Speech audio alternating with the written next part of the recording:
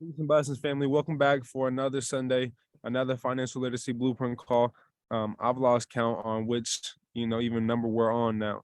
We've been going strong really all year with these financial literacy blueprint calls. Every Sunday, I've had numbers go up, all the way to 50 people on the call, all the way down to 3 to 5 people, every couple Sundays. So it's been a blessing just to have individuals hopping on every single Sunday, and just to be able to be here and provide value. So today specifically, we're about to cover and we're about to go over how to get back your down payment, also how just down payments are illegal, how not only you could get back the amount in which you put down, but also $5,000 for them even charging you a down payment and then deceiving you and misleading you with these contracts and with the quote unquote credit score into thinking that you got to make a down payment even though the car has already been covered, even though a down payment doesn't have anything to do with the finance charge.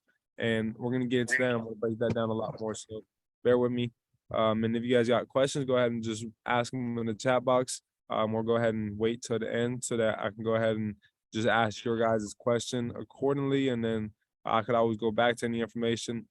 Just let me know in the chat box once again, or just raise your hand. So right away, this is what Congress found. So this is separate and different than the FCRA, being that it's not a statement of purpose, it's a declaration of purpose because there's facts and there's evidence to back all of this. So this is what Congress found. And once again, the name within itself says everything. Truth in lending. Somebody was not being truthful while lending. So right away, they talk about the informed use of our credit. So what we want to see is that Congress finds that an economic stabilization would be enhanced and the competition among the various financial institutions and other firms engaged in the extension of consumer credit would be strengthened by the informed use of your credit. Right, the informed use of credit results from an awareness of the cost thereof by consumers. It is a purpose of this chapter to assure a meaningful disclosure of credit terms, so that the consumer will be able to compare more readily the various credit terms available to him and avoid the uninformed use of his credit, and to protect the consumer against the inaccurate, unfair credit billing and credit card practices. So right away, this is where I want to take you guys back to. It is the purpose of the subchapter. Let me go ahead and mute my guy. It is the purpose of the subchapter to assure a meaningful disclosure. So they're supposed to disclose this information of credit terms so that the consumer will be able to compare more readily the various credit terms available to them. They're supposed to disclose all the things in which they disclose to you guys after you guys go through the credit transaction, really before you sign anything, really before you even sign anything or autograph anything, I should say. They're supposed to go through and tell you guys a term on the amount of the monthly payment, but then they use your guys' report. They have all of these banks pull from your report, pull from your guys's, your strawman, your all caps name. And from there, that's how they're getting paid. And anytime we see an inquiry, it's a receipt of a transaction. That's why they're pulling your credit. They put into a pool of credit where all of these lenders, all of these financial institutions, all of these dead corporations, all these dead corps, all of these blood sucking corporations want your blood, and they attach yourself, and their leech is really to our information because they need us to even be alive and to breathe and to speak and to do everything because they're just a piece of paper. If you know what a corporation is, right? Then B, right away lets us know that Congress found that there be a recent trend towards leasing automobiles and other durable goods for consumer use as an alternative to installment credit sales, and that these leases have been offered without adequate cost disclosures. They're supposed to provide adequate cost disclosure. And if you guys go read 15 USC 1602, the definitions of adequate notice, you guys will see what must be disclosed, and it must be clearly and conspicuously. And I may introduce you guys to that because on top of that, charge offs you guys can use with adequate notice as well too. I'll have that in my charge off letter, my format, in the template in which I have. So if you guys got any charge offs, we got the sauce and the blueprint for that. But it's the purpose of the subchapter to assure a meaningful disclosure of the terms of leases of personal property, family, or household purposes as to enable the leasee to compare more readily the various lease terms available to him, limit balloon payments in consumer leasing, enable comparison of lease terms with the credit terms where appropriate, and to assure meaningful and accurate disclosures of lease terms in advertisements. So they know that we're being sold to. So they want to make sure that everything is as accurate as possible. That's what they talk about lease within, truth in lending, because Congress does not recommend leasing at all or ever. So I want to, point out a couple different things when we get into the definition section within truth in lending. So I want you guys to see that before credit is even defined, we got the term person. Right away, we're thinking it's in alphabetical order. But if we understood why, that everything is defined the way in which it is, Congress has a method to their madness, right? Because in order for there to be credit, it's got to come from and originate from somebody. And in order for there to be a creditor, there's first got to be credit. And in order for there to be credit, it's got to be first a person. So what I want you guys to understand, and if I were to tell you guys that credit is spiritual, and that credit can only come from another creditor, you must be able to credit something in order to be a creditor.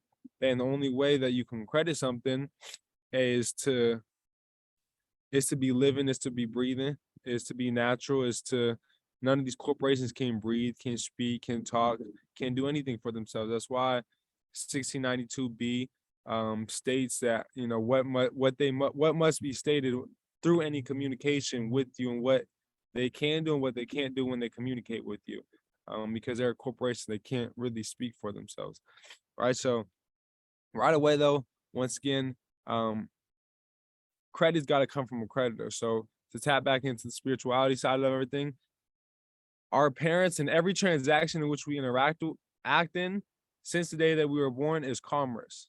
It's a consumer credit transaction. And all these corporations are benefiting off your credit. Really just think about things in which you've been obliged to do growing up all throughout your life. Go to school, get a job. These are things in which your social security number, your credit card is mandatory for, or else you can't, access these, right? So in order to get my lights turned on, in order to, go out and get a phone, in order to finance a car, in order to finance a house, in order to turn on my lights once again, in order to turn on my electricity, there's one card in which they always need, and it's a credit card. And I'm going to define to you guys what a credit card is, and how, the credit card is something in which we've been deceived into thinking. We think it's a card from Wells Fargo, Chase, Bank of America, an Amex card. Tell me where it states, where Congress defines a credit card as any of those, right? A credit card is any card plate coupon book, which used to be used for food stamps, right? Coupon books. And on the food stamp coupon books, they used to have your information and your social security number as well too, or other credit device existing for the purpose of obtaining money, property, labor, or services on credit. What's the one card when you go get services on your credit in which they ask for? That credit card. But remember now as well too, a person and credit were defined before a credit card, because the credit card comes from the person and that person's credit, right? And I also want you guys to see that, the open-end credit plan. It means a plan under which the creditor reasonably contemplates repeated transaction, which prescribe the terms of the transaction and which provides for a finance charge, which may be computed from time to time on the outstanding unpaid balance. A credit plan or open-end credit plan, which is an open-end credit plan or open-end consumer credit plan, with the meaning of the preceding sentence, is open-end credit plan or open-end credit plan, even if credit information is verified from time to time. So no matter what they, verify, update, valid, anything, there's no such thing as closing an account. So when they tell you the account is charged off, the account is closed, there's no such thing. Demand that audit trail, demand that credit file, demand that you see all the transactions from the moment in which the account had originated, from the moment that a finance charge was created. Demand the file, right? There's two things. There's a consumer file, and there's also your consumer report.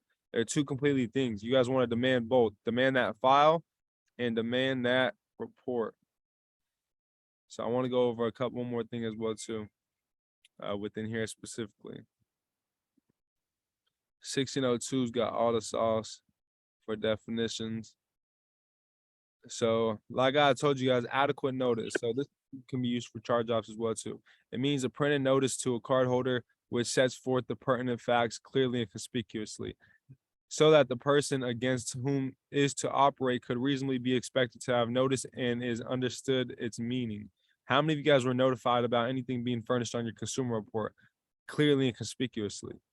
If not, you were not given or received adequate notice. How many of you guys were given adequate notice through the contract in which you signed that was 20 pages that within there stated, and that's what made you obligated to even paying the monthly payments in which you guys pay, which are in a positive balance, which are paid in full.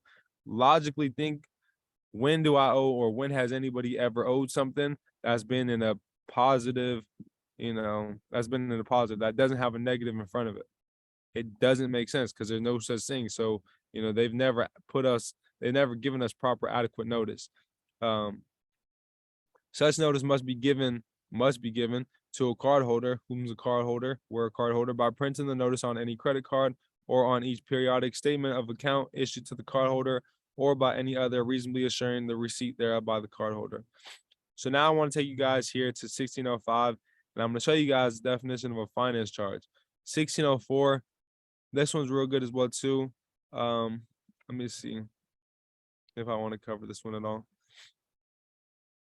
No, but if you guys want to read and break down the disclosure guidelines and how what must be disclosed before they even break down any information, you guys can come here and read 1604. 1605 is a determination of a finance charge. So right here it breaks down in connection with any consumer credit transaction. That's any. It don't matter. Anytime they use your credit card, when you get pulled over and the cops pull you over, license and registration, they pull your license, they run your license at your credit card. That's a consumer credit transaction, and a finance charge has been created. You go to turn your lights on, you go to turn your, water on. They need that social security number. Created a finance charge. But if I told you guys that you guys can really have, and all of those really should all be paid in full, and all are. So next I want you guys to see right here as well too. The finance charge does not include charges of a type payable in a comparable cash transaction. You guys get a cash receipt when you guys put down a down payment. They tell you guys got to put it down in cash, right? You got to come with the money in cash, and they print out a cash receipt. Finance charge does not include charges of a type payable, but it just told me as well too that it should be determined as the sum of all charges.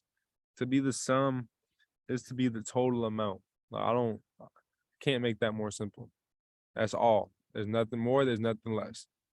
The finance charge shall not include fees and amounts imposed by a third party closing agency. Who's that third party closing agency? That third party closing agency is the realtors, is the dealership, the car dealership. Right. So if the creditor does not require the impositions of the charges or services provided and does not retain the charges, examples of charges which are included in the finance charge. So these are all included within the finance charge. But then they make you guys, and they don't let you guys leave there without some insurance, right? How many of you guys were not able to leave the dealership without insurance? But it states right here, it's already involved. It's already within the finance charge. It's already covered within the finance charge. Service or carrying charge, interest, time, principal, differential, and any amount payable under a point, discount, or other system or additional charges. So, but yet you guys are making monthly payments on it. Or insurance protecting the creditor against the obligor's default or creditor's loss. Yet you guys are going there, leaving the dealership, with an auto loan insurance company as well too, and with that as well too, like we've been and how is deceiving, how is misleading, is because what they're doing is they have an affiliation with these insurance companies. They make you feel in which you're obliged to leave there without that you can't leave there, and that you're obliged to pay the insurance, so that now they're going to they're going to get an extra fee on top of that for the affiliation, for them connecting you with the insurance company. And us not knowing anything, and you don't know what you don't know, we're going to pay that extra $300, $200 a month, $150 a month on top of the car note, in which we're already paying, even though both of those very clearly were just defined as a part of the finance charge. And if we all go look up the truth in lending disclosure, we'll see that the finance charge has been covered, like I stated in the video within YBS University, by the amount financed, right? The amount financed right under it will say the amount financed on your behalf. So we got to think about where this money's coming from, and we got to understand that if it's financed to me on my behalf and that's more than the finance charge, then the finance charge is paid in full. That there's nothing or any more payments to make. But then they deceive us with this contract. And if you look at it, it'll say that you gave security interest into whomever the country, and to whomever the corporation is. It says you are giving security interest to whomever, right? So we got to go through and read them, and we got to understand that you will lend to many nations but borrow from none. You will rule over many nations, but none will rule over you. We are not borrowers, never in 1602, never in 1692, which defines, debt collectors and debt as a whole. Does it define a borrower? Never do they define a loan, because there's no such thing. So therefore, where does it state that I'm a borrower? Please define that I'm a borrower. Where Congress defines it. Yes, they state it, borrower paid broker fees, but they do not define it. If they do not define it, then it does not apply to you. Anything that's defined applies to you. If it's not defined, it doesn't apply to you. So that's why I also want you guys to keep in mind as well too when going through any of these laws as well too. So how to go get the remedy from them now. So we see that, okay, we go look back at our contract. We see we put down a couple thousand for a car. So 1611 is letting us know this is before even holding them civilly liable, by holding them and going to get remedy. We're going to hold them criminally liable for willful and knowing violation. Whoever willfully and knowingly gives false or inaccurate information or fails to provide information which he is required to disclose under the provisions of the subchapter or any regulation issued thereunder, uses any chart or table authorized by the Bureau under section 1606 of this title in the name of the manner as to consistently understand the annual percentage rate determined under 1606 of this title, otherwise fails to comply with any requirement imposed under the subchapter, shall not be fined more than 5,000 or imprisoned not more than 1 year or both. So we're talking about you're gonna run me that money, you're gonna get in prison for a year, or it can turn out to be both, for knowingly and willfully deceiving me, not providing the information, the disclosures, my rights in which I have the ability to rescind any of these contracts. Many of us don't even know or are not familiar with that neither as well too, but that's also within truth in lending. The right of rescission, you have the right to rescind any contract, and it's not just after 3 days, 3 midnight days in which many of us think. It's actually within a 3-year time period in which you guys can go through and rescind it. Granted, understanding and overseeing all this information now, I don't want you guys to go through and just stop making any and all payments on anything right now. What I want you guys to do is understand 15 U.S.C. 1602, understand truth in lending, be able to break this down, be able to break down how your credit's been misused, how you've been deceived. And then I want you guys to be able to go and attack these corporations. And just like they're billing you every month, I want you guys to be invoicing them every single month. I want you guys to be invoicing them, hitting them with, putting them on notice, 2 times a month, every other week, whatever it may be, putting them on notice just as much as they're putting you on notice, blowing up their phone just like they're blowing up your phone, right? Y'all are wanting to stop getting abused by these debt collectors, but y'all not going out and applying the pressure yourself. Y'all want, and these debt collectors are any of these corporations in which are attempting to collect any debt, right? So we got to understand the definition of a debt collector. All these corporations and financial institutions are debt collectors. So let me see. I also want to show you guys this 1662, and then this will be it. Advertisement of down payments and installments. So these are 2 things in which apply to down payments and how they're illegal. If they were to do it, they must customarily arrange credit payments or installments for that period and also in that amount, period. So each down payment's got to be the exact same. If it's not, it's not legal. So that's just right there within. So we got 1611 to go get the 5,000. Also right here, just understanding, I'm gonna put y'all on some big bread right here now. So truth in lending, this is where they really talk about and hold them civilly liable for and have them really run the money. Because we talk about, for them knowingly and willfully furnishing this information and breaking, the breaking truth in lending, any act within here or any code within truth in lending, I should say, it's going to be any actual damage. So we define the damage, or it's going to be twice the amount of any finance charge in connection with the transaction. So twice the finance charge. If your finance charge is 12,000, twice the finance charge for each violation within truth in lending. So when we talk about run our money, this right here can get you guys a big bag right here. So this right here will show you guys how down payments are illegal. I introduce you guys to truth in lending. The most important thing within truth in lending is understanding and breaking down the definition section within 15 USC 1602. Once you guys understand that and understand how to assert yourself, because each act, they may have the same word, but a different meaning. Because within different subchapters, they mean different things. You're able to wear different hats. So knowing the definition within each subchapter will allow you to know which hat to wear and when to wear that hat. So that's all I got for y'all today. Showed y'all not only how down payments are illegal, but how to go attack them and get them removed and go get that remedy. Of course, when it comes to any of these, the first step you guys want to do is hit them with that CFPB complaint. Hit them with the CFPB complaint, put them on notice, also send in a letter directly to the corporation, the creditor themselves, right? So now you're gonna hit them with that. And really the biggest thing is demanding that file, demanding that audit trail. Through there, you guys will see the contract, you guys will see everything from the moment in which the consumer credit application was signed. You guys will see the finance charge, how it's been paid in full. Anytime there's a finance charge, it's covered. Just know that. But I appreciate y'all for tuning in every Saturday or every Sunday, 7 p.m. Eastern time. Same link, same place, same all that. Ain't nothing gonna change. We here and we run this strong. So does anybody got any questions? I'm gonna leave this open to y'all now.